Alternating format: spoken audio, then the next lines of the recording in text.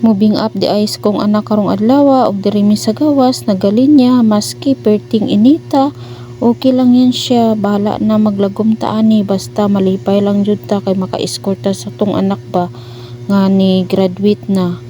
Ayan tan-awa guys, daghan kay mga estudyante og luoy kaayo ang mga tigulang guys, yung mga matatanda, mga senior kasi sobrang init talaga guys. Ayan, ang tagal pa talaga nila nagsimula.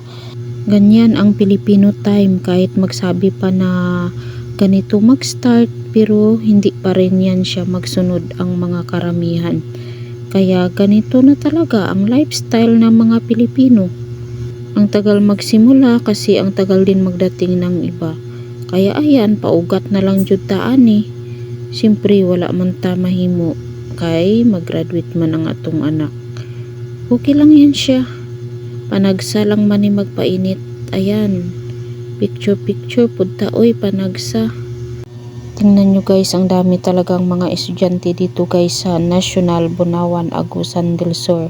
More than 500 ata sila yan siya guys, lalaki at saka babae na. At ayan, nagsimula na nga guys. Thank you Lord kay nagumpisa na jud. Si Papa John man sana magpaso guys kay Kuya James, kaso lang naisip namin na alauna pala mag-start tapos sobrang init, baka hindi makayanan ni Papa John ang sobrang init guys. Alam nyo naman ang dialysis patient guys, madali talaga yan sila mapagod.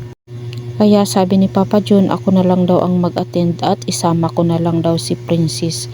Kaya ayan, kami na lang ni Princess ang dumalo sa moving up ni James. Kaya okay lang din kasi kung si Papa John, iwasan na lang guys kasi baka hindi natin alam guys. Kasi nga sobrang init talaga, bawal talaga kay Papa John kasi nga dialysis patient siya guys at bawal din sa kanya ang sobrang dami ng mga tao.